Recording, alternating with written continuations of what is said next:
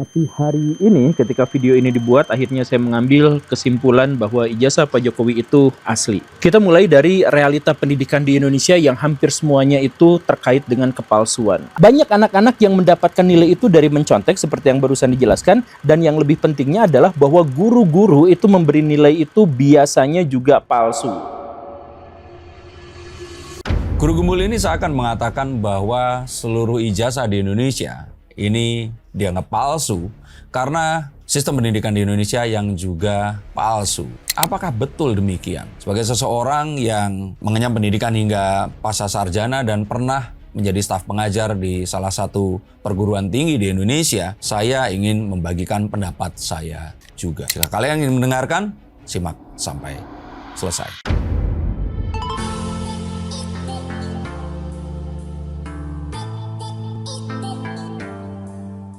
Halo Sensikers, kembali berjumpa bersama saya, Denny Darko. Tidak ada yang namanya misteri, yang ada adalah tanda-tanda yang kita semua coba untuk mengerti. Apakah betul dengan adanya polemik dugaan atau tuduhan ijazah palsu Jokowi, ini membuat sistem pendidikan di Indonesia yang memang jauh dari sempurna ini menghasilkan banyak ijazah yang diduga palsu, bukan palsu dalam artian authenticity atau tidak dikeluarkan oleh pihak yang memang berwenang, tapi keabsahan saat ijazah itu dikeluarkan, ini dipertanyakan. Karena orang-orang yang diluluskan, ini diduga tidak memiliki kompetensi, skill, atau syarat-syarat yang memadai agar mereka ini dianggap lulusan dari sekolah yang menerbitkannya. Mari kita bahas lebih lanjut, dan apakah betul narasi Guru Gembul ini. Dalam sebuah konten yang mungkin berjudul Ijazah Jokowi adalah asli, atau mungkin keaslian ijazah Jokowi. Padahal itu clickbait. Pak Guru, jangan seperti itu. Walaupun saya suka kontennya, tapi kan jadi kok nggak ada ini isinya. Iya. Tapi Pak Guru justru menyinggung bahwasanya keaslian ijazah Pak Jokowi ini justru keaslian secara negara kita ini, yang mana apakah dibuat secara palsu. Termasuk mulai dari SMP, SMA, hingga perkuliahan pun banyak nilai-nilai di sistem pendidikan kita yang didongkrak atau di markup agar sekolah atau mungkin institusi pendidikan ini mendapatkan akreditasi sebaik mungkin.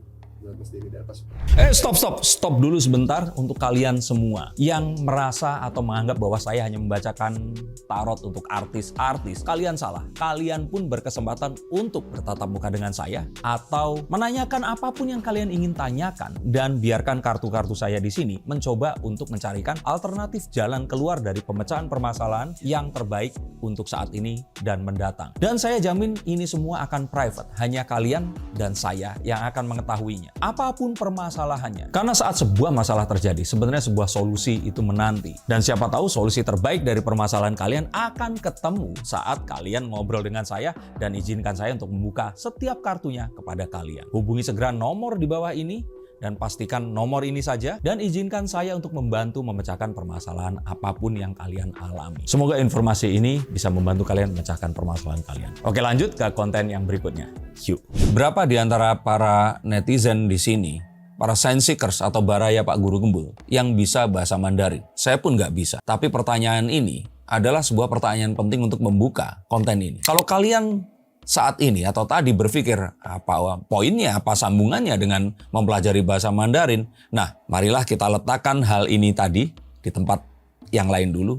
Kita bahas dulu sebuah fakta yang mengatakan bahwa setiap 200 atau 300 tahun sekali pemimpin atau negara yang akhirnya memimpin peradaban dunia itu tuh ternyata saling berganti, silih berganti. Sebelum Amerika yang sekarang ini menguasai peradaban, dan dengan semua kemajuan teknologi dan juga sendi-sendi kehidupan di negara mereka, industri juga termasuk di dalamnya, ini ternyata tongkat estafet itu dipegang oleh Eropa. Sebelumnya lagi, kalau saya tidak salah ingat, itu negara seperti Turki. Nah, sebentar lagi ini diduga-duga dan digadang-gadang estafet ini akan berpindah kepada China. Saya ingat waktu saya mungkin waktu itu kelas 2 SD di Tulungagung, Jawa Timur.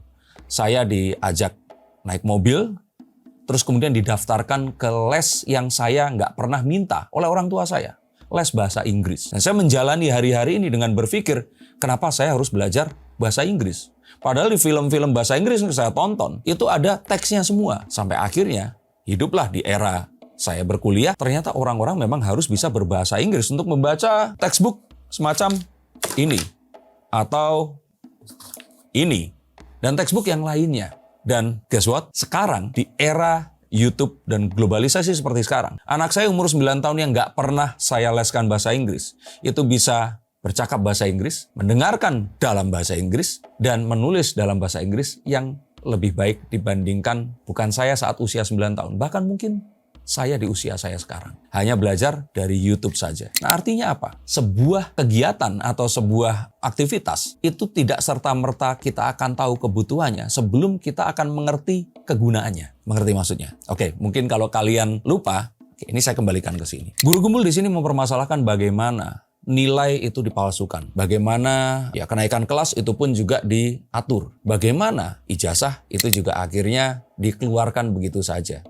Karena orang-orang yang mengalami dan mengenyam hal ini tadi, itu memang orang-orang yang tidak merasa memerlukan pendidikan yang mereka nyam ini tadi. Buat apa belajar kalkulus? Buat apa belajar integral? Buat apa belajar bahasa Inggris? Untuk orang-orang misalkan di Tulungagung itu, saya ngomong di kota saya, Tulungagung, ada daerah di pinggir. Ini mungkin sebut saja ada banyak ya, ada tempat misalkan ada Besole seperti itu, atau misalkan campur darat ya. Saya nggak mengartikan pendidikan di sini itu kurang, tapi motivasi orang-orang di daerah tersebut itu mungkin akan berbeda dengan motivasi di Tulungagung kota, di Surabaya, di Jakarta, di Singapura, di Jepang atau Tokyo, dan negara-negara yang lainnya. Maka akhirnya mereka ini menganggap, kemajuan teknologi adalah dengan bersekolah. Ya sudah, berangkatlah mereka ke sekolah, menggunakan seragam yang mereka kenakan, mengikuti mata pelajaran yang disusun berdasarkan kurikulum, yang juga mencontek kurikulum di negara lain. Dan terus mereka, ya sudah, ini agar kita bisa lulus, sistemnya bisa berjalan. Kalau anak-anak ini tidak bisa mengikuti,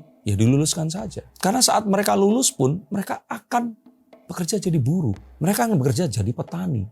Dan mereka berpikir salah bahwa buruh dan petani tidak memerlukan kecerdasan yang harus melalui tahap pengajaran, pendidikan, pengujian, serta pelulusan ini tadi. Dapat maksudnya? Tapi menurut Pak Guru Gumbul itu akan menjadi sebuah ketidakadilan bagi orang-orang yang berusaha keras memeras otak mereka, belajar dengan sungguh-sungguh dengan orang yang ternyata belajarnya seadanya, tapi ikutan didongkrak nilainya. Oke, kita berarti membahas tentang bagaimana atom, ada inti atom yang terdiri dari proton dan neutron yang dikelilingi oleh elektron. Maka kalau dia akan terus berputar di sini, ya dia akan merasa tidak adil dan dia akan tidak dihargai. Maka cara satu-satunya, bukan satu-satunya, ada dua cara tentu saja, adalah yang merubah sistem ini tadi. Bersuaralah seperti Guru Gumbul dan saya. Atau jika tidak, ya keluarlah dari lingkaran setan ini tadi. Maka akhirnya banyak sekali orang-orang dari kampung yang dia ini akhirnya di antara anak-anak lain yang suka main di sungai dan mereka ini paksa membantu orang tuanya, mereka tetap giat belajar. Akhirnya mereka di sekolah favorit mereka akan menjadi juara, masuk ke perguruan tinggi yang juga bergengsi, dan terus kemudian mereka sekolah di luar negeri dan menjadi sukses. Mereka punya pilihan, kembali ke Indonesia, menciptakan orang-orang seperti dia, atau tetap di luar negeri saja dan mengerjakan sesuatu yang memang diciptakan oleh sistem yang mereka sudah ikuti dari awal ini tadi dengan benar. Maka sebenarnya ini adalah sebuah pilihan. Dan saya ingin katakan bahwa ketidakadilan, ya harus kita buat adil. Ketidakadilan adalah saat timbangannya ini tadi miring, ya kita luruskan timbangannya. Tapi kalau mereka diam saja, lalu kita pertanyakan, pendidikan itu sendiri merubah dia atau tidak? Dia bisa gunakan ini untuk merubah komunitasnya atau tidak? Dia bisa membuat orang-orang di sekitar yang mengetahui dan ikut melakukan perubahan atau tidak? Atau dia hanya marah-marah saja dan hanya menyuarakan ketidakadilan ini? Oke, tapi bagi Guru Gumbul, selain memang markup nilai ini yang begitu marak ya, makanya bagi Guru Gumbul ini, ijazah di Indonesia itu memang yang autentik itu justru yang palsu. Yang maksudnya palsu dalam tanda kutip ya, karena ada di markup, dibantu dan lain-lain demi akreditasi institusi pendidikan itu sendiri. Di satu sisi beliau juga mengatakan bahwasanya tenaga atau mungkin tenaga pengajar di Indonesia ini tidak ada motivasi untuk mencerdaskan orang-orang atau murid-murid yang diajar. Contohnya adalah Guru Gumbul sempat menyinggung tentang grup WhatsApp guru-guru SMP atau SMA ini tidak pernah sekalipun membahas bagaimana cara membuat murid mereka pintar. Tetapi mereka selalu bicara tentang ya struktur sekolah, terus habis itu kebijakan sekolah, terus pendanaan, terus karya wisata. Karena kurangnya penghargaan kepada pendidikan dan pendidik di Indonesia? Sebenarnya jawabannya cuma itu, dan guru gembul pun ikut merasakan hal itu tadi. Kalau ternyata penghargaan ini lebih tinggi, itu akan bisa membuat kualitas pendidikan di Indonesia ini membaik. Tapi yang dilupakan oleh guru gembul di sini itu adalah bagaimana industri atau platform atau kebutuhan yang dibutuhkan ini tadi bisa diterjemahkan menjadi kurikulum yang akan bisa diajarkan sehingga para siswa ini siap untuk menghadapi apapun yang akan dibutuhkan di dunia kerja, yang jelas akan menghasilkan uang, kehidupan, kesejahteraan, status, dan hal-hal yang lainnya. Maka saat seseorang ini belajar, mereka ini tidak berada di dalam satu sistem yang akan menjamin mereka akan hidup sukses nanti. Maka dari itu mereka melakukan sesuatu yang udah jelas ada di depan mata. Kalau nanam benih padi di tanah, artinya berapa bulan lagi ini akan jadi padi. Kalau itu dipanen, dijual, itu akan jadi uang. Sedangkan kalau sekolah, emang kalau kamu punya ijazah SMP, SMA yang bagus, akan menjamin pekerjaan untuk dirimu? Coba jawab. Tidak bisa. Nah karena itulah kenapa kok kita susah-susah nyari yang asli. Ya sudahlah, kita harus sekolah kan? Oke, sekolah aja. Tapi yang paling penting di sini adalah itu pekerjaan yang jelas depan mata adalah oke, jadi petani, jadi buruh di pabrik, atau pergi ke Malaysia atau negara yang lainnya. Dan itu tidak memerlukan ijazah yang akan dipertanyakan keasliannya. Jadi ada banyak juga pekerjaan di Indonesia memerlukan ijazah untuk mendapatkan gaji yang betul, dan itu hanya bisa dilihat oleh orang-orang yang akhirnya memiliki quotes on quotes itu privilege. Saat perutnya sudah kenyang atau saat mereka mendapatkan dukungan dari pemerintah di sekitar karena kebetulan kayak saya dulu ikut cerdas cermat seperti itu. Nah, atau orang-orang yang memiliki keduanya. Saya kebetulan memiliki keduanya. Nah, tapi untuk orang-orang yang tidak memiliki hal itu, akhirnya mereka ini hanya menunggu keajaiban saat mereka terpapar dengan orang-orang yang memang sudah mengetahui adanya sebuah jalur yang mereka bisa lalui ini tadi, dan mereka akan sukses melalui itu tadi. Tapi kalau kita berbicara tentang ijazah, perlu atau enggak ijazah ini untuk mengembangkan karir dan dunia? Saat sekarang tidak perlu. Yang perlu dibenahi adalah menciptakan sebuah platform yang jelas dalam pekerjaan, penghidupan, dan apapun yang setiap skillnya ini bisa diturunkan ke dalam persiapan pendidikan yang bisa sudah kita implementasikan sejak mereka ini bersekolah. Tapi maupun sistem yang sekarang dipakai ataupun yang menurut guru gembul ini adil ya, contohnya adalah oh yaudah gak usah ada market. Jadi kita tahu yang mana benar serius belajar, kerja keras, memutar otaknya demi lulus, mendapatkan nilai bagus.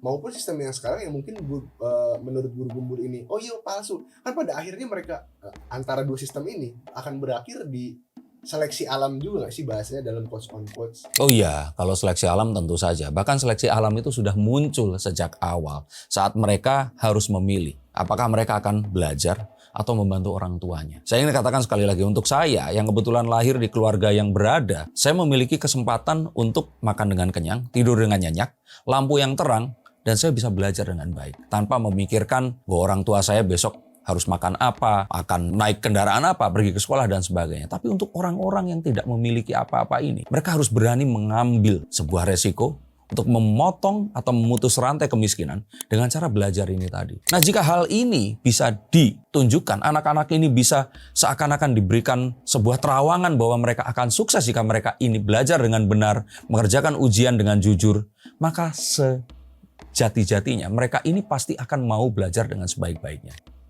Kalau pertanyaannya adalah lantas ini apa yang harus dibenahi dari pendidikan di Indonesia? Sistemnya atau sumber daya manusianya? Saya kira harus menciptakan platform dulu yang bisa membreakdown kebutuhannya, yang bisa diterjemahkan menjadi kurikulum di sekolah, dan mereka semua diajarkan dengan hal ini. Sama misalkan sekolah di Bali. Mungkin orang-orang yang bersekolah di Bali selain pendidikan dasar, mereka ini harusnya memiliki gemblengan di bidang bahasa. Karena kebutuhan pariwisata yang sangat besar, dan mereka ini harus menguasai banyak bahasa, terutama bahasa-bahasa ya yang mungkin 5 bahasa yang harus dikuasai, misalkan bahasa Inggris, Perancis, Spanyol, China, atau Jepang, karena mereka semua ini nggak mau saling belajar bahasanya. Nah, jika hal ini dikembangkan dengan baik, mereka ini akan menjadi pelaku pariwisata yang sangat luar biasa. Dan kebutuhan ini harusnya sudah bisa diimplementasikan sejak mereka ini di sekolah dasar. Kalau yang berasal dari Bali, silakan tuliskan apakah hal ini juga sudah ada di daerah kalian. Tapi ini pun harus kita benar-benar create sistemnya dengan baik. Tidak boleh salah, dan kita harus siapkan dengan benar. Ini nanti mengarah kemana. Dan jika sudah, dan jaminan ini memang ada, barulah orang-orang ini tadi akan mau untuk melakukan apapun yang mereka ini akan pelajari, karena mereka tahu di kedepannya ini akan menjamin mereka. Oke, Tapi kalaupun sudah diciptakan platform seperti itu dan mereka pun mempelajari apa yang mereka butuhkan, itu kan bahasanya, mempelajari apa yang mereka butuhkan. Tapi apakah jaminan hidup mereka pasti sukses jika mengikuti? Saya kira di seluruh dunia nggak ada jaminan, terutama di negara dunia ketiga seperti Indonesia. Tapi ini semua harus diciptakan agar paling tidak mereka mengetahui apa yang mereka perjuangkan.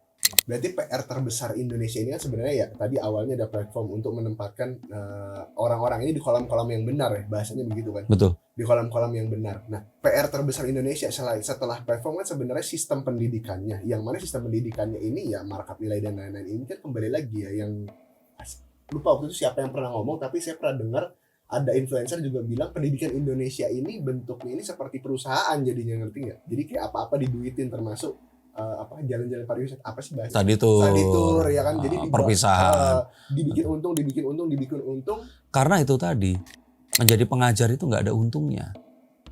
Maka penghargaan tertinggi itu seharusnya diberikan kepada para pengajar. Sama seperti Kaisar Hirohito di Jepang, yang saat terjadinya bom atom itu dijatuhkan, pertama yang ditanyakan ini adalah seberapa banyak guru, profesor yang selamat. Karena inilah yang akan membawa Jepang menuju ke negara yang akhirnya kita lihat di hari ini. Maka penghargaan kepada orang-orang seperti guru gembul, dosen-dosen di kampus saya dulu, ini harus dilakukan. Dan sebenarnya apa yang dikatakan guru gembul juga tidak sepenuhnya benar. Karena apa yang dikatakan dengan lembar jawaban atau jawaban yang sudah dibocorkan, itu saya tidak pernah alami sama sekali. Tapi tentu saja saya bersekolah di sekolah-sekolah favorit. Yang intinya di sini itu hanya selected few orang-orang yang memiliki ya nilai yang tinggi, dan juga kalau kita bilang kecerdasan yang memang nggak sama dengan anak-anak di daerah mereka. Sekolah-sekolah saya ini tidak pernah melakukan hal seperti itu. Kuliah pun saya di Institut Teknologi Bandung yang saya juga mengalami sebuah proses meritokrasi yang memang ya seperti yang mungkin ada di luar negeri. Tapi sayangnya nggak semua orang memiliki kesempatan untuk bersekolah di tempat saya bersekolah itu tadi. Semoga ini akan menjadi sebuah pembelajaran, pembuka mata. Dan jika ternyata mungkin guru gembul yang tidak seberuntung saya, di situ seakan-akan marah-marah, saya ingin memberikan wawasan yang berbeda dengan tetap persetujuan yang sama. Tapi ingin saya katakan bahwa harapan itu masih ada. Bagaimana menurut pendapat kalian? Silahkan tulis pendapat kalian di bawah sini. Terima kasih atas atensi kalian. Dan jika kalian memiliki cerita tentang pendidikan di tempat kalian dan apa yang kira-kira harus dilakukan oleh pemerintah Indonesia, jangan sungkan untuk menuangkan juga. Terima kasih, sampai jumpa dan salam.